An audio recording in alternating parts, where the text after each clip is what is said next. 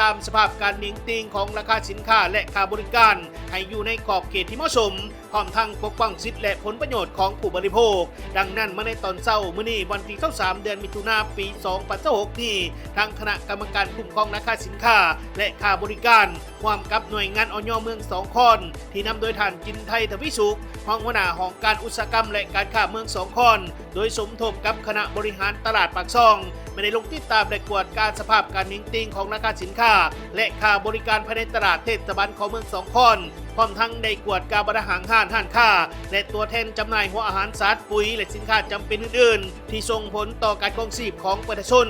โดยการลงกวดการในครั้งนี้ไม่ได้เน้นใส่การตรวจสอบการติดป้ายราคาสินค้าเป็นเงินกีบการใส่สิ่งสั่งที่ได้มาตรฐานการจำหน่ายสินค้าตามราคาที่ได้กำหนดรวมถึงการกวดการสินค้าต้องห้ามสินค้าหมดอายุหรือว่าเสื่อมคุณภาพโดยเฉพาะแมนประเภทเครื่องสำอางและเครื่องบริโภคต่างๆที่อาจส่งผลเสียต่อสุขภาพและผลประโยชน์ของผู้บริโภคในพันการกวดการพบว่าบรรดาพ่อค้าแม่ค้าส่วนใหญ่แม้ได้ปฏิบัติตามระเบียบด้านการค้าและการคุ้มครองราคาสินค้าเป็นอย่างดีพร้อมกันนั้นคณะกวดการก็ยังได้ให้คำแนะนำบรรดาพ่อค้าแม่ค้าให้ปฏิบัติตามระเบียบการค้าอย่างเข้มงวดติดป้ายราคาให้ชัดเจนหาประกันคุณภาพสินค้าและห้ามจำหน่ายสินค้าที่หมดอายุหรือว่าบ่ผ่านมาตรฐานเพื่อเป็นการคุ้มครองสิทธิและผลประโยชน์ของผู้บริโภคการติดตามและกวดการในครั้งนี้เป็นมาตรการสำคัญในการคุ้มครองเสถียรภาพราคาสินค้าสร้างความเป็นธรรมในการซื้อขายและให้ประกันให้แก่ประชาชนได้บริโภคสินค้าที่ปลอดภัยและมีคุณภาพ